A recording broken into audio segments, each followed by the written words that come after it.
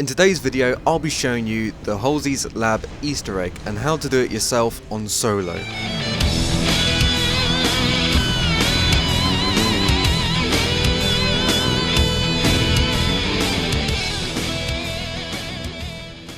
Start on Rally Point Charlie on Legendary difficulty. Any other difficulty won't work. You'll be prompted to defend Halsey's lab while she finishes the package. You can tell this from the yellow defend marker on the doors of the lab. Pick up the jetpack while you're over there, as you'll need that. Essentially, from this point you'll have to get through that defend process by killing all the enemies. You can do whatever strategy you want, but I personally started off by jetpacking up to a Banshee, hijacking it and firing down shots on the enemies for a bit. This will also give you the swift and shallow achievement if you haven't done so already. At one point there'll be a Wraith at the back that you might want to take. I personally would advise you to take it, as it makes killing all the enemies much easier. So you want to kill the gunner, as he's free aiming all around you. So kill him first and then go up to the Wraith and punch it till the little cap comes off, revealing the head of the driver. Shoot the driver and then you can get in. The Wraith is fairly easy to get as it's locked onto the lab apart from the gunner. Again, you don't have to do this, but it's just simpler to get through all the enemies in this defensive stage. There'll be a few rounds of enemies, but killing them all will prompt the player to go back to the base and press the button to open the door. Whatever you do, don't do that. Go to the opposite side and you'll want to go to this back corner of the map.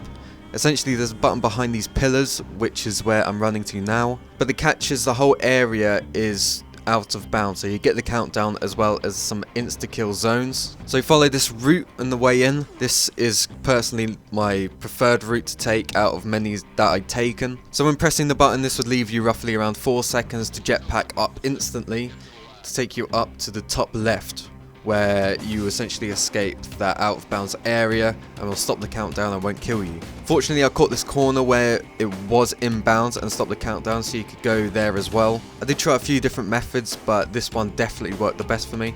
It did take me a few tries, but I got a checkpoint right before, so I could keep trying over and over again. This process is much easier to do on co-op, as essentially one player could go around and press the button while the other person waits for them to either die, so they need to respawn.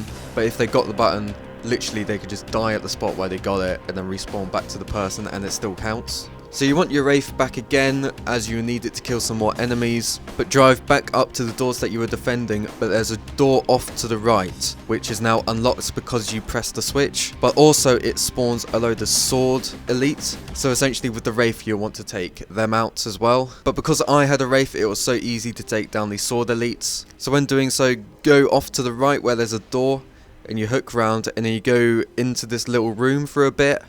You have like a second to look around until it like teleports you into like this quite dark corridor. Go down the long corridor, but this is where you see the Easter egg, which is sort of a homage to all the old school Halo content that was on the internet like a decade or so ago. You gotta remember that this game is a decade old. Even I don't remember a lot of this stuff, as I wasn't on the internet like 10 years ago, but there's things like red versus blue which I do recognise and stuff like that, and there's a lot of other sort of Easter eggs in that room, a lot of pictures, a lot of data pads to read. Of course this was Bungie's way of recognising and thanking these creators way back then, but also this room gives you an achievement when doing it. It's under the achievement, "This is not the greatest lab in the world." So if you want that achievement, follow this guide as well, and when you're done with the room, to get out there is a button right next to the corridor. You press it and then it slowly fades to black, and you'll see the final cutscene, which is the end of the mission. So if this video was helpful, please like the video, and while you're down there don't forget to subscribe. It's free to do so, so why not?